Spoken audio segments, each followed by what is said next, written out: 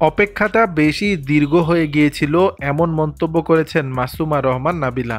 Model ও অভিনেত্রী মাসুমা রহমান নাবিলা আয়নাবাজি ও August ১৯৭৫ ছবিতে অভিনয়ের প্রায় ৩ বছর পরে রায়হান রাফি পরিচালিত তুফান সিনেমাতে অভিনয় করেছেন তিনি।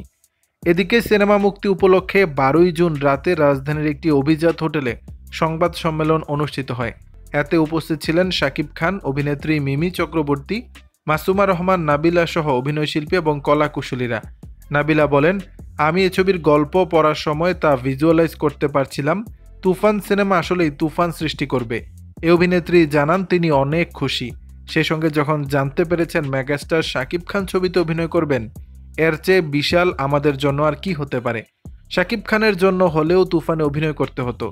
কাজ থেকে বিরতির প্রসঙ্গে বলেন, আমার অপেক্ষাটা আসলে অনেক বেশি দীর্ঘ হয়ে গিয়েছিল, কারণ আমি আসলে যেরকম সিনেমার সঙ্গে যুক্ত হতে চেয়েছিলাম ঠিক সেরকম সিনেমা আমার কাছে আসছিল না।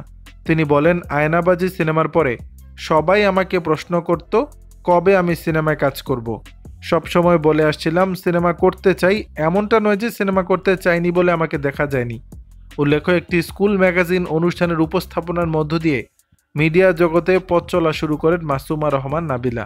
উপস্থাপনা, মডেলিং, টিভি নাটকের পাশাপাশি তিনি তার প্রথম চলচ্চিত্র আয়নাবাজিতে অভিনয়ের মাধ্যমে ভক্ত অনুরাগীদের মধ্যে ব্যাপক দর্শকপ্রিয়তা অর্জন করেছেন। দর্শক, বিষয়টি নিয়ে আপনাদের মতামত জানাবেন নিচের কমেন্ট বক্সে।